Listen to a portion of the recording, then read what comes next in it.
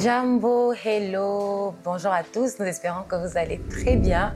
Alors bienvenue dans Histoire dévoilée, une émission où nous découvrons les faits réels, démontrant que Dieu n'a pas cessé d'agir.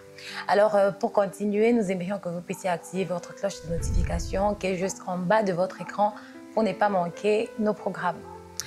Pour aujourd'hui, nous avons un invité très spécial, mais bien avant de le présenter, je sais que nous avons hâte de découvrir qui il est. Mais j'aimerais quand même vous informer, vous rappeler que, comme nous l'avons annoncé sur nos différentes plateformes, la jeunesse éveillée ouvre ses grandes portes aux partenaires potentiels. Alors avant de commencer, j'aimerais que nous puissions suivre la vidéo afin de comprendre ce dont il s'agit.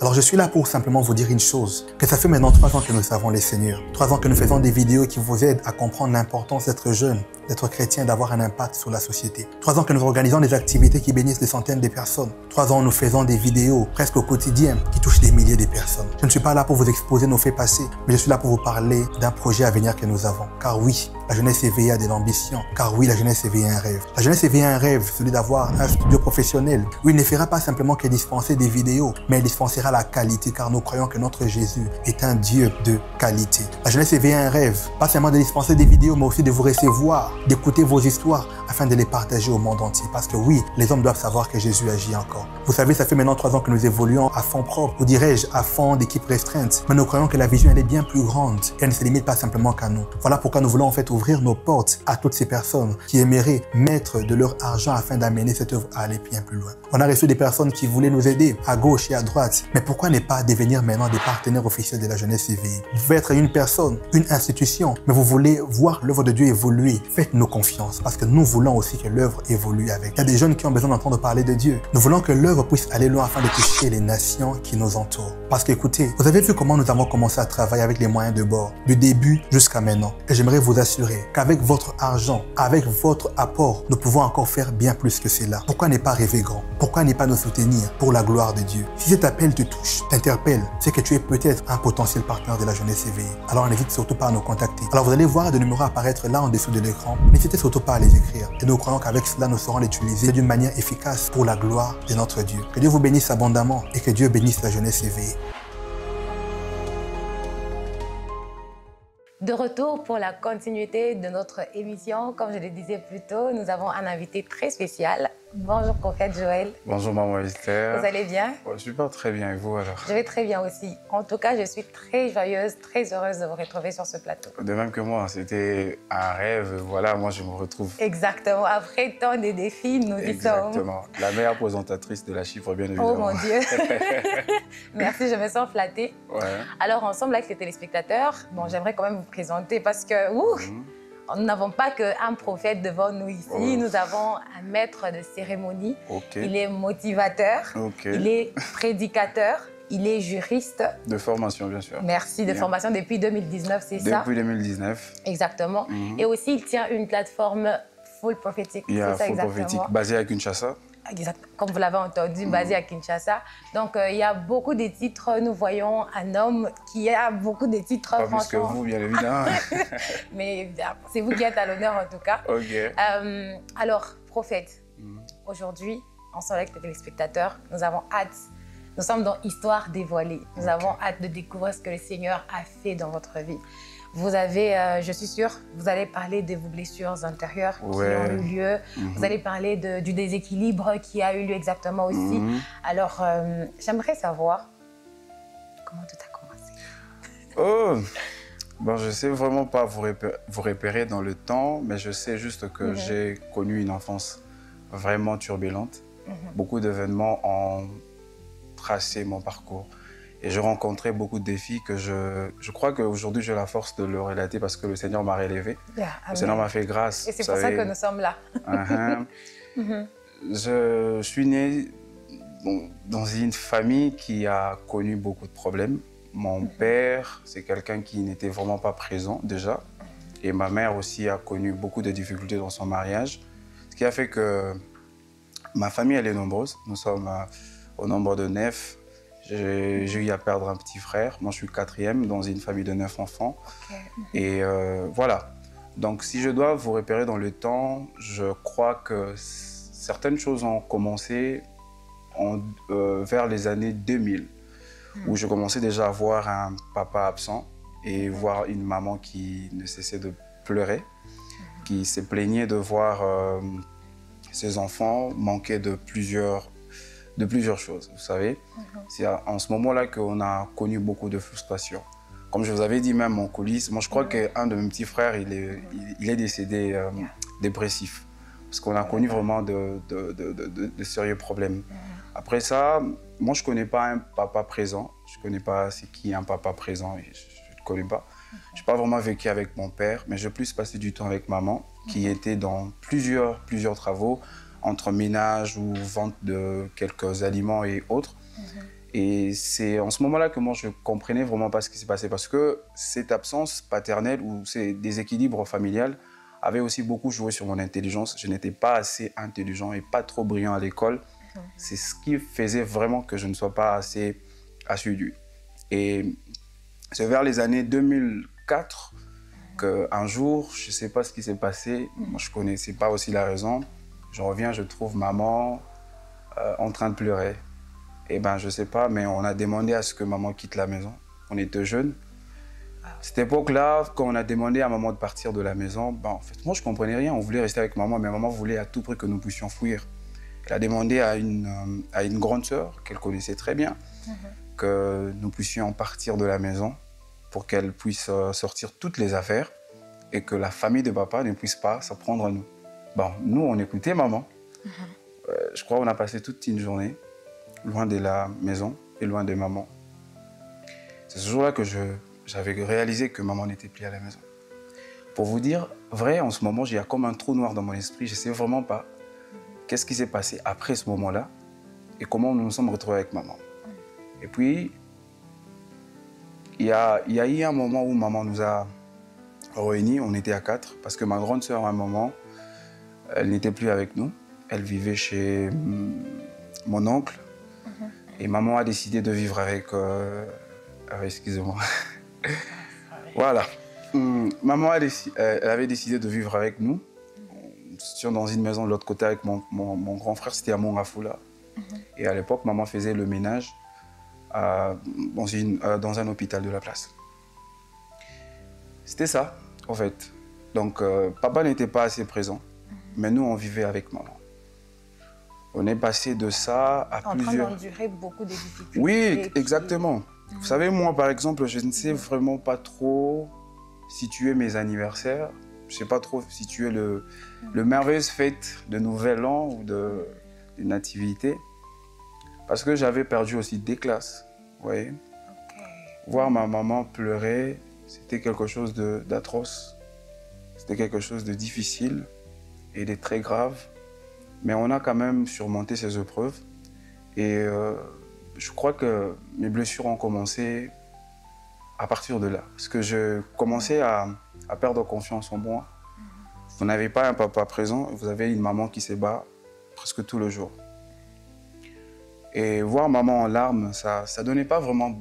Ça faisait pas beau. Exactement, oui. Et elle s'est battue quand même. Elle s'est battue. Puis à un moment, maman n'avait plus de moyens. Maman n'avait plus de moyens pour nous prendre en charge. Ce qui a fait qu'elle avait décidé que nous puissions soit voyager pour rejoindre ses parents, nos grands-parents, dans une autre province. Mais c'est que ce qui avait vraiment causé un peu du tort à maman à l'époque, c'était le moyen. Et puis du coup, elle a négocié avec une tante. C'était la petite sœur de mon père. Voilà, ils sont partis là-bas et c'était pas beau à vivre, vous voyez. Quand je suis arrivé là-bas, j'étais avec mon petit frère, on vivait vraiment des moments super atroces. Vous savez, je vais vous dire une vérité, c'est pas que je veux que quelqu'un puisse avoir pitié de moi, mais vous savez, j'avais du mal à croire que ça faisait très longtemps que je ne dormais pas sur un lit parce qu'on en manquait. Et arrivé chez ma tante, quand on est arrivé là-bas, c'était vraiment des choses super très compliquées que si aujourd'hui j'en parle, c'est pas pour accuser quelqu'un, mais c'est parce que je suis passé par là. Je me rappelle un jour, tellement qu'on dormait par terre, mon petit frère, il était un tout petit peu capricieux. Je ne sais pas trop sur quoi on dormait. Il a poussé la chose et j'entends ma tante dire, vous pensez même si vous poussez cette chose ici, moi je vous achèterai un lit. Ouais, des choses comme ça. C'était un tout petit peu déjà bizarre. Et partir à l'école, pas avec un sac, mais avec quelque chose que tu peux mettre des cahiers à l'intérieur, simplement. Et c'est ça même le début de beaucoup de frustration, parce que j'avais comme une intelligence qui ne fonctionnait pas comme tout le monde. Tout le monde, exactement. Parce que j'étais un peu frustré. J'avais honte, j'étais rempli de stress et j'avais perdu confiance en moi.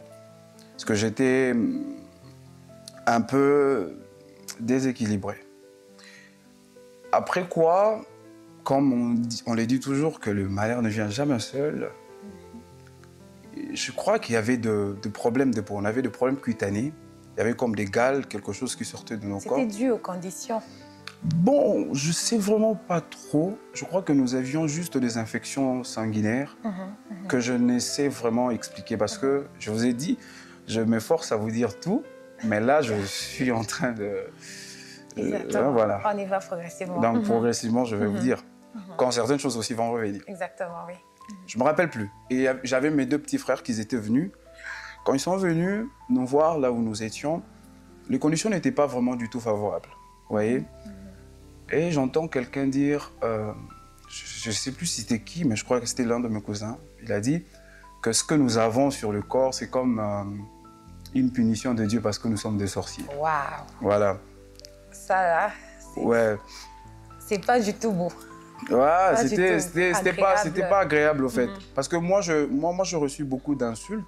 Après, il y avait comme des problèmes de santé qu'on ne pouvait pas, comme ça, détailler, mais qui dérangeaient vraiment, atrocement, nos corps et nos santé. Après quoi, je sais pas, un beau matin, je me suis réveillé. On nous apprend que un de mes cousins a fait un rêve disant que nous étions deux sorciers, moi et mon petit frère. Vu que moi, c'était déjà quelqu'un de super très frustré, je me suis réveillé un matin, mon petit frère, il était calme, mais il était plus fort que moi, un peu plus élancé. Okay. On était comme deux jumeaux. Sincèrement, je l'aimais beaucoup. Vous étiez aussi timide? Naturellement, je suis timide, mais provocateur. Ok. Et beaucoup de gens pensent comme si je parle beaucoup, mais ce n'est pas le cas. Je provoque parce que j'évite à ce que l'on me qualifie de boudeur ou d'orgueil. Mais la timidité, c'est vraiment quelque chose qui est ancré en moi, mais je m'efforce souvent à parler. Déjà, pour une petite sur moi, je n'arrivais pas à aligner certains mots facilement. Voilà. Et puis, je me suis réveillé un matin, maman Esther, je dis à mon petit frère, moi, je vais fuir la maison. Voilà. Moi, je le fais. Décision. Je crois que je m'étais fait aider par mon petit frère. J'ai arrangé les affaires. J'ai mis un petit sac. J'ai classé quelques 2-3 vêtements. Il m'a dit, tu pars où? J'ai dit, je ne sais pas. Et cette décision, c'était dû au rêve? Non, mais la souffrance, au fait. Mais après ce rêve, il n'y avait pas de décision prise par les aînés face à vous? Je crois que c'était genre, on voulait comme nous délivrer, quelque chose comme ça. Mais moi, je m'étais délivré moi-même. En fouillant, bien sûr. J'ai vu mon petit frère me dire, parce que mon petit frère, il était fort. Il m'a dit, mais comment tu vas faire? J'ai dit, je ne sais pas. Il m'a dit,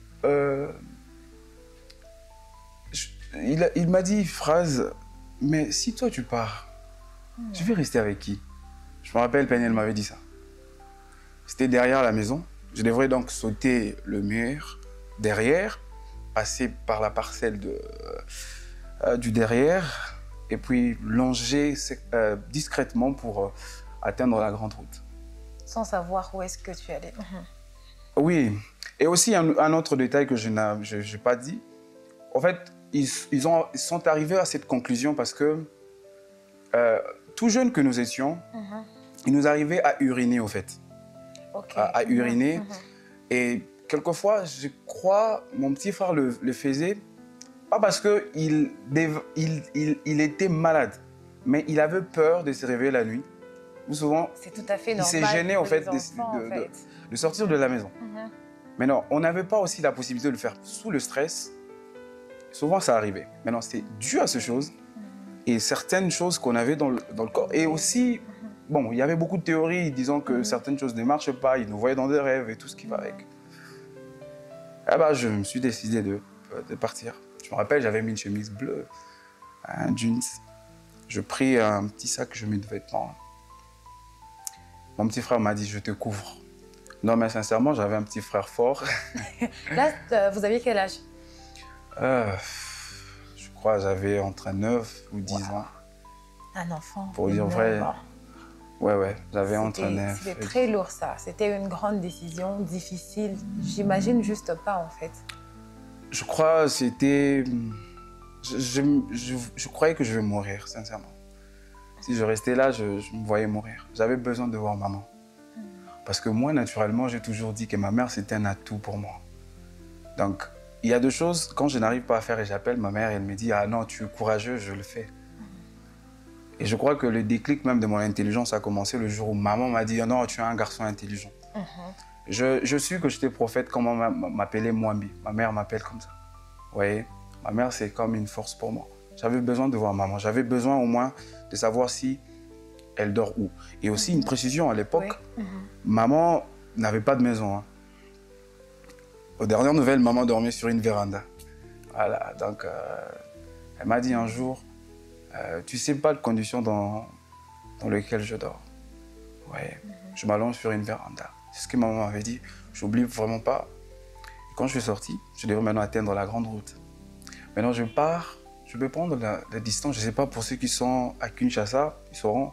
J'ai quitté Ipen du côté Marine jusqu'à Mongafoula du côté Ngafani. Si je dois estimer, c'est comme Gonieli à Spolat. Waouh. Ouais. Je devrais marcher comme ça. Donc, je suis arrivé à l'arrêt de bus. Je demandais à quelqu'un de m'aider avec l'argent. On m'a donné un petit transport, je crois que c'était à l'époque 100 francs ou 200, je ne sais plus. Et je commençais à marcher. En marchant, je me parlais à moi-même. Mais je ne pleurais pas, j'étais un peu fort. Et on a alerté tout le monde que je ne suis plus à la maison et que j'ai fugué. À ce jour-là, je me suis rendu compte que ma maman m'aimait beaucoup. Elle a fait tout Kinshasa pieds nus pour me chercher. Je me suis retrouvé dans une situation où je devrais aller quelque part. Et je me suis dirigé vers notre ancienne Bayrès. C'est là où j'ai squatché. C'est à 1h ou 2h du matin, je ne sais plus, 0h. Je vois maman pieds nus arriver là où j'étais. Elle disait en lingala une phrase qui m'avait vraiment fait mal. Elle a dit, ma vie c'est vous. Si vous mourrez, moi je n'aurai plus de sens, moi. C'est que moi, tout ce que j'ai, c'est vous. Elle pleurait, elle avait des cheveux en débandade. Je me rappelle, elle avait comme une robe et puis elle avait ajouté un pain dessus. Elle avait de larmes aux yeux. Je n'avais pas de mots. Elle m'a juste posé la question, tu te sens comment? L'attitude de ma mère, elle était spéciale. Elle ne m'a jamais condamné, elle m'a juste posé la question, tu te sens bien? J'ai dit oui, je me sens bien. Et puis par après, elle me dit, tu as mangé? J'ai dit oui, j'ai mangé. Elle a dit, demain, tu dois rentrer. Et puis, c'est ce jour-là que j'ai retrouvé mon petit frère le matin. Mon petit frère, je lui pose la question, comment tu as fait? Il a rigolé, il a dit, j'ai failli battre quelqu'un quand il disait que je t'ai aidé à fuir. J'ai dit, toi, tu es toujours fort. Parce qu'il était fort. Je suis resté avec mon petit frère pendant un long moment. C'était pas facile encore. Je crois que j'ai aussi vécu avec quelqu'un qui ne nous a pas aussi facilité la tâche. C'était mon grand frère. Il avait un traitement un peu difficile. Et à cette époque-là, j'ai dû reprendre quelques classes. J'étais avec mon petit frère.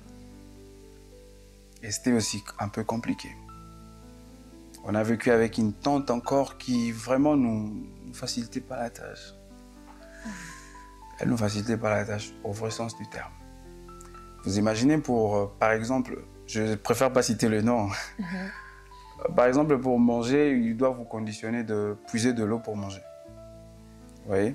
Si vous ne le faites pas, terrible, exactement. ouais, si vous ne le faites pas, vous ne mangez pas. Un jour, j'avais tellement faim. J'avais vraiment faim. Je n'arrivais pas à me lever du lit. Mon petit frère est venu me dire, là, il me pose la question, parce qu'on m'appelle toujours, il y a Joël. Il m'a dit, Joël, qu'est-ce qui s'est passé? J'ai dit, je ne peux pas manger, j'ai faim. Il m'a dit, attends, je viens. Je ne sais pas ce qu'il avait fait. Mais il est revenu avec le beignet. Sincèrement, je crois que s'il était vivant, je lui aurais posé la question, comment tu avais fait pour trouver ce beignet? Il m'a donné le beignet, j'en ai mangé. J'ai dit, merci beaucoup. Il a dit, ouais. Mais après, j'ai réalisé qu'il puisait de l'eau pour les gens. Et il ne voulait pas te le dire. Non, parce qu'il savait que tu n'aimerais pas qu'il fasse non, ça. Non, parce qu'à l'époque, bon, en fait, bien qu'il était un peu robuste que moi, il m'écoutait. J'ai réalisé qu'il puisait de l'eau. Eh ben, moi, je n'étais pas assez fort. Comment je vais puiser de l'eau pour les gens? Bon, en fait, franchement, moi, je n'étais pas fort. Hein. En tout cas, je n'étais pas fort. Jusque-là, j'imagine que le parcours n'a pas du tout été facile. Oui, je me rappelle même un jour, peut-être ça va paraître subtil pour beaucoup de gens. Je revenais, je crois, de nulle part, je ne sais plus. Vous savez, si vous avez préparé le beignet, par exemple, vous préparez par exemple le beignet, que la personne prend juste la partie de l'intérieur. Oui. Maintenant, il jette ce qui reste là. Je me rappelle un jour, j'avais mangé ça. Mais je condamnais maman, j'ai dit à maman, pourquoi tu ne nous apportes pas à manger? Maman a rigolé, elle a dit, c'est parce que je ne sais pas ça. Maman vivait à l'époque avec nous à Kindélé. J'ai encore de souvenirs de ces lieux-là. C'était difficile, vous savez. Et puis, un jour, papa est revenu. En revenant, il avait épousé une autre femme. Oh ouais. Bon, je ne peux pas toujours faire le cantique de misère et tout, mais cette dame aussi, elle était très compliquée. Donc, à chaque étape, à chaque rencontre, c'était, bon, comme vous avez dit, c'était misère sur misère. Oui, hein. Très compliqué, bien évidemment, oui. Mais je crois que le Seigneur a beaucoup travaillé mon cœur parce que j'ai personne dans mon cœur que j'ai réussi à pardonner. Hein. Et cela n'a pas été facile. On vous a déjà dit que vous êtes Ndoki, par exemple, vous êtes sorcier. Moi, je préfère même qu'on me dise que je suis imbécile, qu'on me traite de sorcier. Bizarrement, il y avait des choses qui ne marchaient pas dans l'ère commerce, mais c'était nous qu'on traitait de sorciers, vous voyez. Ça faisait beaucoup. Je me rappelle un jour, on a accusé mon petit frère de sorcier. Je crois peut-être qu'il a pardonné certaines personnes, hein, lui. On l'a amené quelque part. Il disait toujours cette phrase en lingala, Nazan de quitter. On l'a amené à Matete et tout. Je me disais, mais pourquoi trop faire de la peine à une personne? Et dans tout ça, maman pleurait beaucoup. Ouais.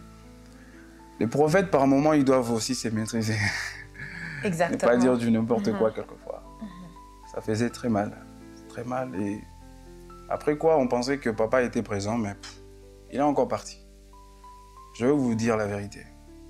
Je ne connais pas c'est quoi l'argent de poche. Et je ne connais pas c'est quoi un papa qui paye le frais pour les enfants. Je ne connais pas. Moi, je connais que c'est une maman qui fait tout. Et cette femme, elle s'est battue. Elle s'est battue à tout faire. Hein. Elle s'est battue à nous payer les frais. Elle s'est battue à nous vêtir. Un jour, nous nous sommes bien habillés. Quelqu'un a dit, ben, nous voilà, t'auras bien. Il s'habille bien. Maman a beaucoup rigolé. Aujourd'hui, ma mère a des problèmes au niveau du dos, vous savez. Parce qu'elle a vraiment fait le ménage comme quelqu'un qui voulait à tout prix que ses enfants mangent bien. Et il y a certaines choses que maman a à faire que, je ne sais pas peut-être dire ça ici, mais j'ai vu ma maman se sacrifier pour nous. Et là, vraiment, le blessure était très profonde. Super très profonde. Ce qui m'a conduit à connaître beaucoup de difficultés, même en termes d'intégration, dans des églises, Oui. à l'école et partout. Et après, papa, il a été revenu encore. La dernière fois que j'ai vu mon père, c'était, je crois, en 2009, vers la fin. Mais de grâce, maman avait trouvé un moyen pour nous payer l'école. On étudiait, bien que ce n'était pas facile. Donc à chaque fois, elle pouvait toujours faire... Ouais. Elle pouvait toujours se sacrifier. Ah, ça, c'était son c'est super vraiment pouvoir. Une femme forte. Ah ouais, ma maman, c'est une héroïne. Aujourd'hui, si vous avez de Superman, moi, ma maman, c'est une superwoman. Maman savait toujours relever la tête. Et si je vous dis, par exemple, je ne sais pas si elle suivra cette vidéo, maman a des dettes qu'elle n'a toujours pas apurées jusqu'à aujourd'hui. Ouais, d'une dame que je voyais revenir un peu souvent.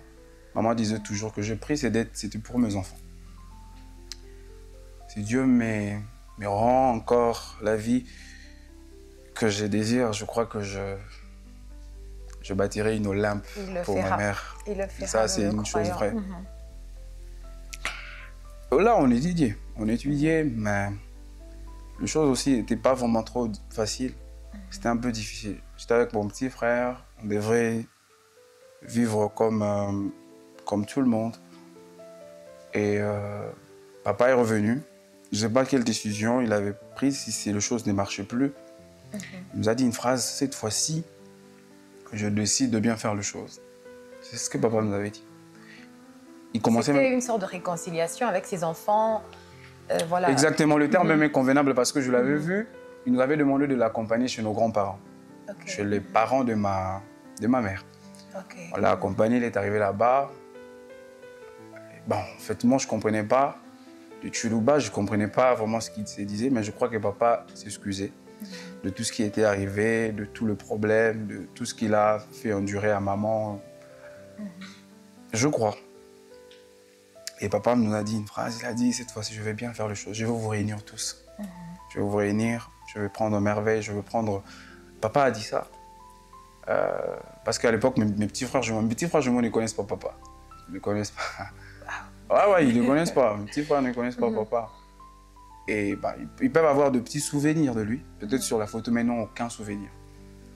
Je crois. Et bah, c'était ce jour-là que mon père est parti pour du bon. Pas parce qu'il existait, mais parce il s'était retrouvé quelque part. Je ne sais pas, je ne connais pas les conditions. On nous appelle. Là, je revenais de l'école, j'avais fait, je crois, 75%. J'étais 3e de ma classe. Je devais prendre une inscription dans une école parce qu'on n'avait plus de nouvelles. Maman a dit non, je vous récupère vu que votre papa ne donne plus de nouvelles. Mais sinon, en ce moment-là, parce qu'avant, vous aviez parlé d'un jeune qui n'était pas assez concentré sur ses cours, qui n'arrivait pas en fait à s'en sortir en ce qui concerne les points et autres. Mais là, on parle quand même de 75%, c'est beaucoup. Il y a eu, c'est dû à cette réconciliation? Non, ce n'était pas dû à cette réconciliation. Papa est venu juste après le moment, après, donc je peux dire juste après que je retrouve toutes mes capacités. C'est en ce moment-là que papa est revenu. Donc je peux dire que c'est peut-être la joie de maman, ou peut-être le fait que maman s'impliquait et voulait à tout prix que nous étudions et que j'ai rencontré quelques amis. Oui. Ce qui avait fait ça. Ça permet. Là déjà, on voit une guérison qui commence à s'instaurer. Non, il n'y avait rien comme guérison. Waouh. Il n'y avait rien. Sincèrement, il n'y avait rien. Ce n'est pas pour dramatiser. Hein. Et parce que déjà, moi, j'ai vécu avec un grand frère difficile, qui avait des insultes faciles. Et cela avait de l'impact négatif. Mais c'est logique, en fait. Exactement, oui. Parce que moi, sincèrement, je ne me rappelle pas quand est-ce que maman nous a insultés. Non, maman nous disait toujours que vous faites mal les choses. Par moments, vous voulez ma mort. Et il y avait des choses comme ça. Mais maman s'est levée comme ça, vous dire que tu es imbécile. Ça, elle n'est pas une sainte, mais elle n'a jamais fait ça. On a vécu une turbulence avec le grand frère que j'ai. Aujourd'hui, je vais vous le dire, vrai, on n'a pas de bonne relation. On n'a pas de très bonnes relations. C'est-à-dire, la relation, elle est tellement froide. Et, limite, Et vous pensez que cela va s'arranger avec le temps? Oui, ça s'arrangera. Mais on n'est pas en conflit, ça je précise. On n'est pas en conflit, sauf qu'on est juste froid, c'est tout. Alors, vous disiez, le papa, on vous a appelé? Oui, papa, quand il est venu, il a dit non, je veux faire bien les choses. C'est alors on arrive chez maman, et c'est alors papa, il est parti pour du bon. On ne connaît pas la raison, mais on nous apprend juste que papa est décédé.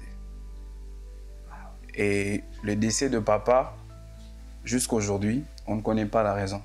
On ne sait pas de quoi il est mort. Et moi, je n'ai pas pleuré mon père parce que j'avais des souvenirs de lui, mais je pleurais mon père parce que je n'ai jamais vu son corps et on ne sait pas là où on l'a enterré. On ne sait pas aussi qu'est-ce qu'on a fait de son corps. On nous a juste dit que papa est décédé. Il y a beaucoup de versions derrière ça. Il y a des gens qui disent qu'on a retrouvé le corps de papa devant, je ne sais pas, beaucoup, empoisonné. Donc tout ça, ce sont des théories qu'on ne maîtrise pas. Ah ben, ces jours-là... Si je comprends bien, parce que là, si vous n'avez pas eu les preuves concrètes, c'est-à-dire que c'était juste l'information théorique. Oui, on nous a apporté juste l'information. Et si c'était pas vrai? Non, mon père est décédé parce qu'on avait remballé toutes ses affaires. Mon père, il est... Mais pas dans les bonnes conditions, ce qui est vrai. Ok. Ouais, c'est ça, en 2010, un certain 10 juillet, on nous apprend que papa a rendu là. Bah, moi, je pleurais mon père parce que il me manquait, parce qu'il était investi dans... Non, mais parce que je me disais, comment un homme, un intellectuel peut mourir dans des conditions aussi macabres? Certes, on peut pas tolérer son irresponsabilité, mais pas quand même une telle mort. Ah ouais, j'ai beaucoup pleuré mon père. Je peux dire que, à la limite, moi, j'aime mon père. Ouais. Ça me faisait mal. J'aurais bien voulu voir le corps de papa. Mais bon, malheureusement, on n'a jamais vu son corps. On a fait un deuil. Le deuil était sans corps. C'était à Kinshasa. Papa est mort à l'Équateur. Voilà. 2010, c'était l'année où j'ai encore connu comme une métamorphose intellectuelle. J'avais comme une sorte de croissance des capacités intellectuelles. Parce que cette époque-là, vraiment, je faisais des très, très bons pourcentages. Mais après, maman s'est retrouvée encore dans une autre situation un peu compliquée. Voilà. Ce qui a fait qu'à partir de ce moment-là, je sentais vraiment les effets de blessures commencer à sortir. C'est-à-dire des crises de colère, de mauvaises décisions. J'avais l'habitude de dire à maman, je vais me donner la mort, des choses comme ça. Je me rappelle même un jour, un oncle est venu pour me parler. Parce que maman avait dit à cet oncle que je me comportais mal. Ouais. Et lorsque maman a découvert ces choses, bon, j'étais obligé de quand même changer. Mais j'étais un garçon un peu frustré. Frustré qui n'arrivait pas à extérioriser tout à la fois. Mais vous aviez besoin d'aide en ce moment-là. Logiquement, il y a une chose que les parents doivent aujourd'hui faire. Peut-être nous, cette génération, devons s'occuper vraiment de la santé mentale des enfants. Très important. C'est vraiment important. Et puis, nous nous sommes retrouvés. Il y a un détail que je vais mentionner tout à l'heure. Maman s'est remariée. Voilà. Et, bon, ça, c'est carrément un nouveau chapitre qui commence. Ouais, un nouveau chapitre avec beaucoup de réalité aussi. Voilà. Maman s'est remariée. Il y a quelque chose qui me revient, c'est pour juste vous dire combien j'étais tellement tétanisé dans mon enfance. Je me rappelle un jour, mon petit frère m'avait incité, il a dit « Moi, j'aurais besoin de regarder le film de Jésus. » Partons parce qu'il n'y a pas du courant. C'était à l'époque où maman n'était pas avec nous. On part, on revient, on frappe à la porte pour que notre grand frère nous ouvre vraiment la porte. Il refuse.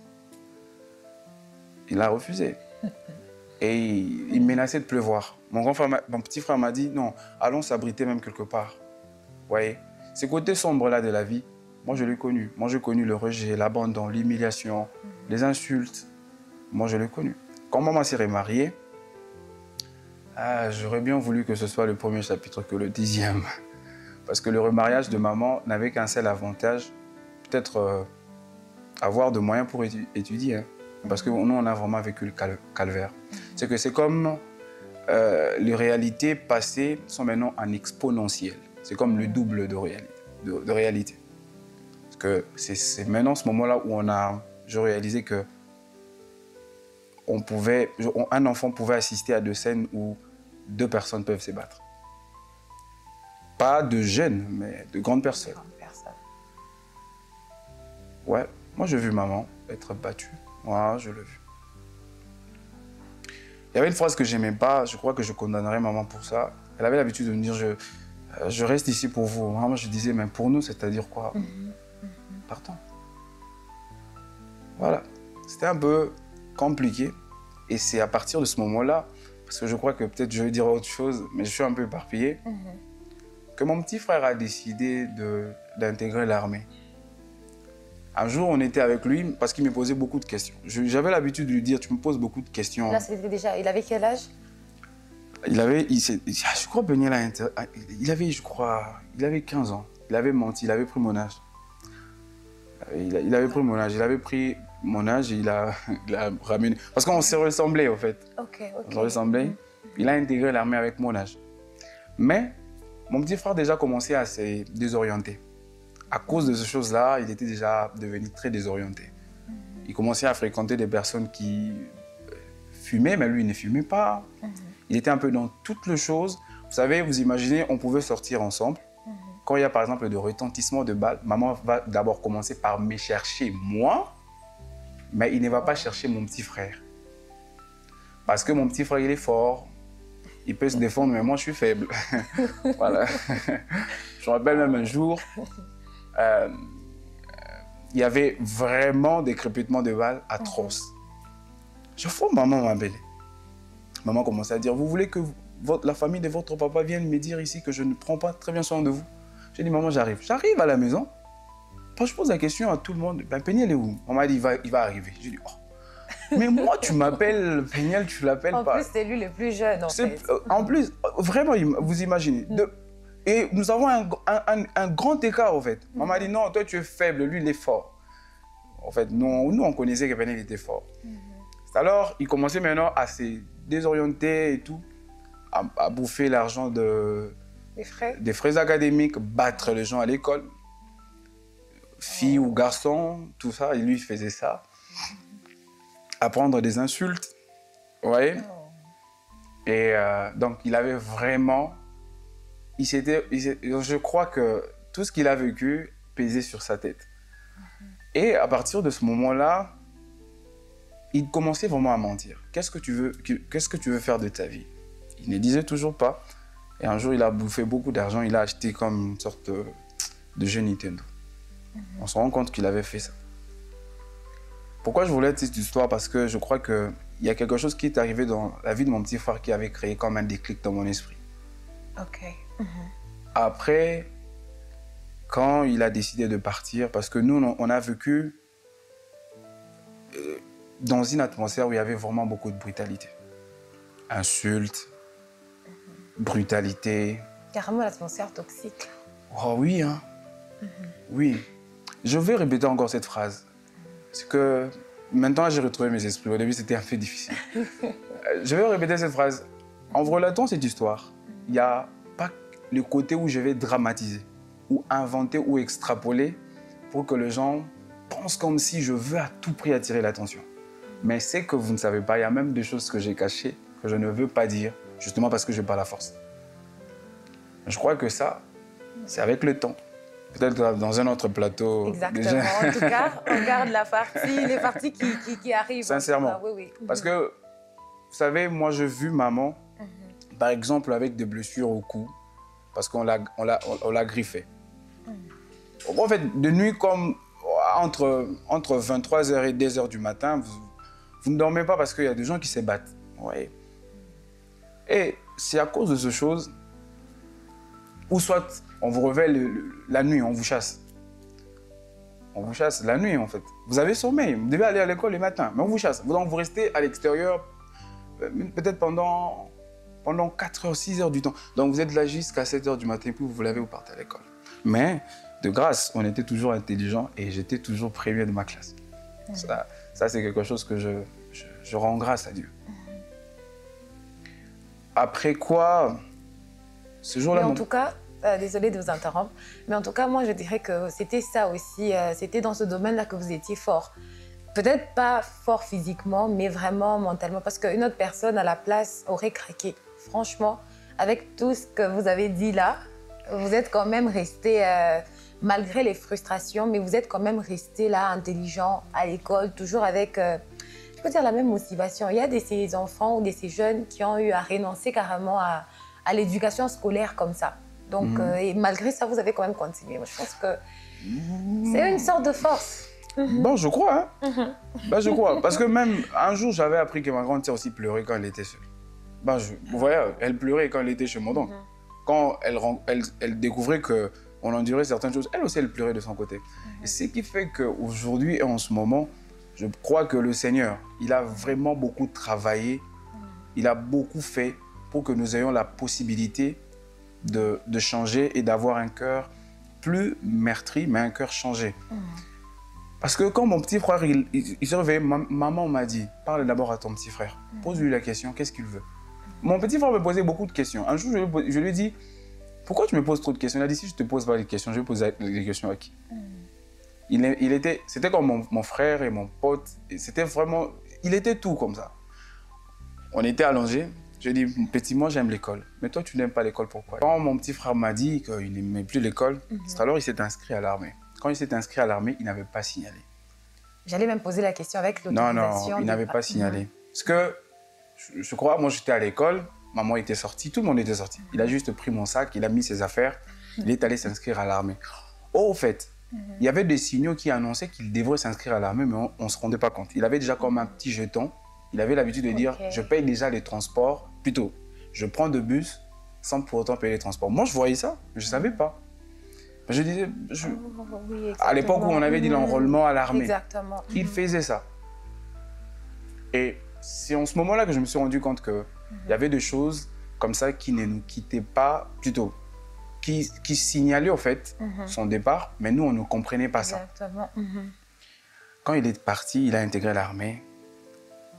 Bon, il n'avait pas signalé. C'est à 20h que je reçois le message de mon petit frère. Il m'écrit, il a dit « Bonjour hier, tu vas bien? Je voulais juste vous dire que ne me cherchez plus parce que je suis parti à Lubumbashi pour la formation militaire. » Ah non, j'ai vu maman pleurer. Maman avait pleuré toutes les larmes de son corps. C'était de 20h à 5h du matin. Voilà, c'était difficile. En tout cas, j'ai envie de dire que cette femme a versé les larmes. Non, ma maman a beaucoup souffert. Et à partir de ce moment-là, on a fait 3 ans qu'on n'avait plus de nouvelles de mon petit frère. Et puis un jour, il a appelé à 10h du matin, je crois. Je suis allé déposer l'argent. Il avait dit à maman qu'il souffre là où il est. Et quand il est revenu, on a insisté qu'il ne rentre pas, mais il était tellement têtu. En rentrant, il a connu la mort. Je crois, la dernière fois que je parlais avec mon frère, c'était quand je sortais de la salle de la défense de mémoire. Il m'a dit, je suis dans la brousse.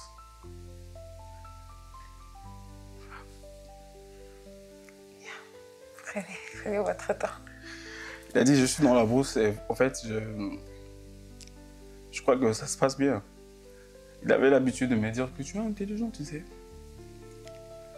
Et quand je suis sorti de la salle de défense, maman m'a dit, ah non, ton petit frère a appelé. Et puis après un mois, on nous apprend qu'il est décédé. C'était un grand choc, hein, parce que En vrai, mon petit frère, c'était quelqu'un de très proche de moi. Hein. Il était proche de nous tous. Et quand il est parti, il a connu cette mort. Bizarrement, on ne sait pas s'il est mort par quoi. Parce qu'on n'a jamais vu aussi son corps, en vrai. Peut-être par noyade, je ne sais pas moi, par quoi. Mais c'était vraiment le début de plusieurs souffrances. Parce que la mort de mon petit frère a beaucoup dérangé. Ça a beaucoup dérangé, ça a beaucoup dérangé. Ça a dérangé... Oh, merci. Ça a dérangé maman parce que maman n'arrivait plus à voir de personnes habillées en tenue militaire. Maman pleurait à tout moment. Et je crois que ça, vraiment, c'était le début de beaucoup de souffrances pour nous tous. Pour nous tous, en fait.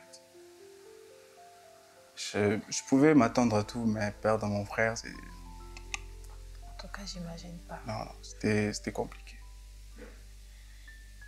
Parce que ce qu'on a retenu de lui, c'était quelqu'un de bien. Mais on a aussi beaucoup souffert parce que son deuil, c'était quelque chose qu'on n'arrivait pas à comprendre. Mais Dieu nous a fait grâce, je crois. On tient le coup, on avance. Et je crois que prochainement, on va... En fait, exactement. On va essayer de... Parce que vous avez parlé de Dieu, j'aimerais, avant de continuer, parce que nous vous annonçons d'ailleurs déjà que nous allons continuer avec la deuxième partie. Mais bien avant de finir, j'aimerais savoir, est-ce que pendant ce moment-là, vous connaissiez Dieu ou encore il y avait la place de la foi en Dieu pendant toute cette période? Oui, hein, Dieu était là.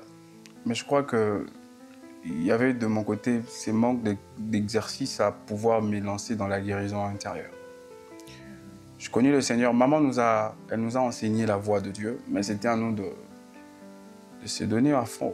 Je crois que c'était en 2009 que je donnais ma vie au Seigneur Jésus-Christ, comme ça a toujours été le cas. Il était mon Seigneur et mon Sauveur. Je priais, mais je prenais vraiment pas trop le soin de travailler sur mon intérieur comme c'est devait. La haine, je la porte pas, mais souvent les mauvais souvenirs. Il y a des choses que je ne sais pas effacer de ma tête parce que on peut tout me prendre, mais pas mes souvenirs, en fait. Exactement. Voilà. Ah, merci beaucoup, prophète. Merci beaucoup pour ce témoignage. C'était très, très, très inspirant, très édifiant. Parce que, en tout cas, je ne sais pas imaginer, comme je l'ai dit, je ne sais même pas mettre des mots. Vous avez beaucoup enduré, vous avez beaucoup expérimenté. Et en tout, moi, je suis contente parce que vous êtes là avec nous et je crois que Dieu, il est fidèle. Il continue d'œuvrer encore en vous parce que, comme vous l'avez dit, il y a de ces souvenirs. Et je ne sais pas, on peut toujours dire qu'il y a aussi, je suppose qu'il y a ces choses qui continuent d'être pensées où tout va super bien. Oui, hein. Bon, en ce qui concerne la guérison intérieure, oui. Sincèrement, je suis tellement bien guéri que... Wow. Ça, j'aime le nouveau Joël que je suis. Je suis devenu tellement résilient. Sauf qu'il y a certains souvenirs, lorsque ça traverse au moins le cerveau, ça peut te mettre en transe, tu peux pleurer. Ça, c'est tout à fait normal. C'est carrément une réaction. Ouais, Dieu m'a renouvelé. Il a guéri vraiment mon intérieur. Il a guéri mon intérieur. Je crois qu'à la longue, peut-être, je pense... Vous savez, ces blessures intérieures, il y a un impact très négatif sur ma marche chrétienne.